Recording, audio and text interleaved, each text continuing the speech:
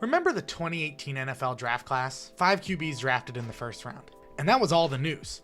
There was a real chance that 6 would go and break the record set in 1983. But regardless, only 5 went. Baker Mayfield, Sam Darnold, Josh Rosen, Josh Allen, Lamar Jackson. And again, like I said, this was history. Only twice ever before that, in 1999 and 1983. But now, over just the last 5 years, the amount of times 5 QBs have been taken in the first round has doubled. It happened again in just 2021. That was only a 3-year gap. Now again, of those 10 QBs drafted in the first round in those 2 years, only 3 of them are still starters on the team they played for, and one of them being Lamar, who probably won't be the Ravens QB very much longer, or might be. And only 3 of them have been Pro Bowlers, and that was that same 3. Josh Allen, Trevor Lawrence, and Lamar Jackson. Not a great ratio. Only 30% of those guys I would say are worthwhile picks. So what's the reason for this? I think it's pretty simple. Quarterback demand has been increased, but all the while supply is essentially the exact same. The game of football in the NFL level is unequivocally about the offense. I just don't think you can make the argument anymore that it's a defensive game. It's all about QBs. They're the big money makers. All the rules are getting made to help protect them. It really just feels like the league understands that's the guys driving revenue, so they are going to protect them to an absurd degree. I mean, just think about it in terms of like who you see on commercials. It's so much more offensive playmakers than defensive guys. I feel like I see so much stuff about Justin Jefferson or Devontae Adams versus guys like Aaron Donald or Von Miller. And I'm not discrediting the offensive guys. I'm just saying you can really see the shine going towards the offense because that's what's selling and what's making the NFL grow so rapidly. Every year QB deals just seem to grow to an absurd degree. I mean, we now have multiple contracts with over $250 million guaranteed. And we have a guy like Patrick Mahomes who's getting $500 million over the next 10 years. I mean, that's insane. And again, just look at last year, for example. Speaking of Mahomes, the salary cap started in 1994.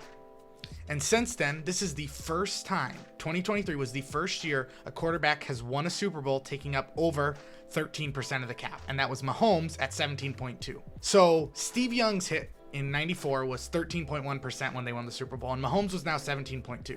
So what does this show?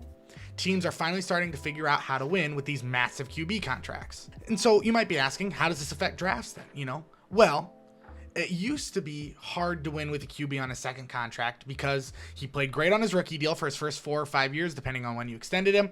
And then you'd have to pay him $1 bajillion to keep him because you want his talent.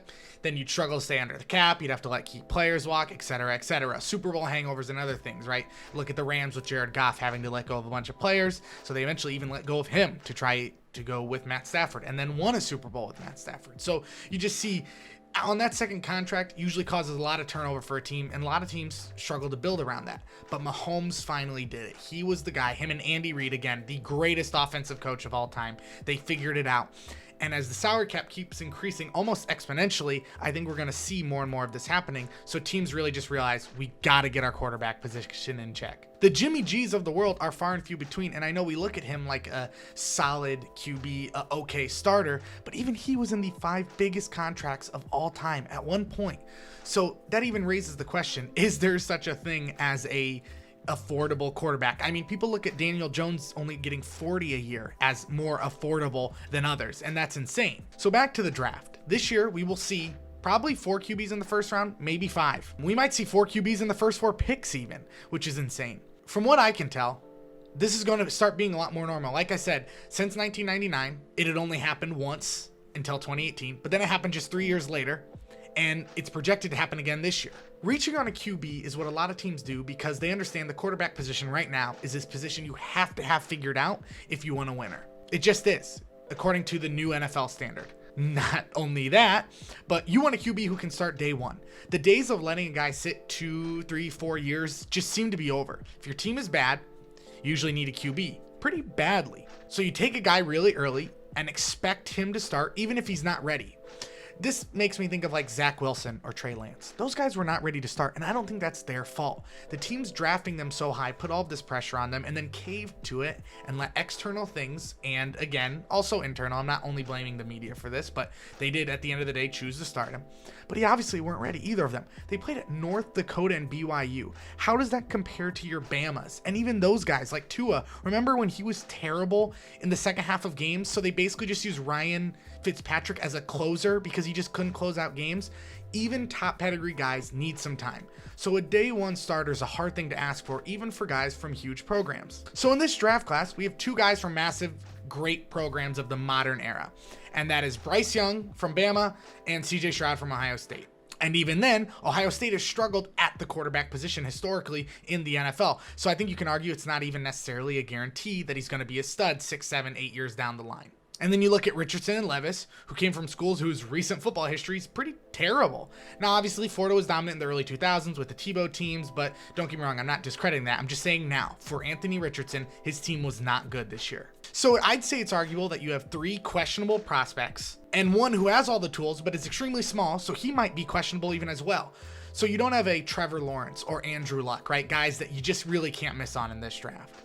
Regardless of that, all these mock drafts have all of those guys going top 5 pretty much. In my humble opinion, I really think there's only one who's worth a top 5 pick, and I'd say that's Young or Richardson just because of his upside, his absurd upside. Will Levis has an absolute cannon. He's huge, but he has little to no touch and happy feet in the pocket. He's Carson Wentz and Jay Cutler.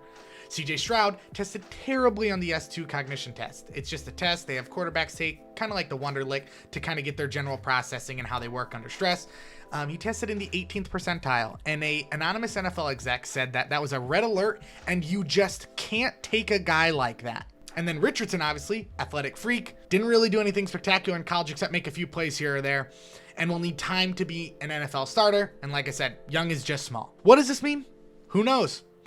I guarantee we get at least 3 QBs in the top 5. That is a Drake guarantee. But if they don't deserve it or not, it's for everyone else to decide, as well as their careers to play out. But the demand for QB, I feel like, is going to hurt a lot of these young guys' opportunities. And, you know, it just kind of sucks because I don't really feel like it's their fault that teams are reaching on them and then expecting them to play so much sooner. It's teams' desperation for QBs that leads to these wild things. And I mean, just remember, Jay Cutler got an $126 million deal. In my opinion, this class will shape up like the 2018 one. I think 1 or 2 guys might be special.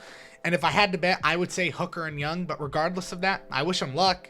And please, God, Colts, whatever one you get, just be a good one. So yeah, let me know what you think down in the comments below. Do you think these more QBs are going to be start taking in the higher picks, or do you think after a few years teams will catch on and stop reaching so much? As well as, who do you like of the 4 prospects? Young, Richardson, Hooker, Levis, Stroud, DTR. Regardless, I think there's a ton of talent in this class, but again, I just don't think the circumstances for a lot of these guys is ideal. But regardless of that, please also comment and subscribe. I appreciate all the recent support. I'm going to leave my podcast with my friend Wilson down below in the description, and I hope you have a good day. See ya.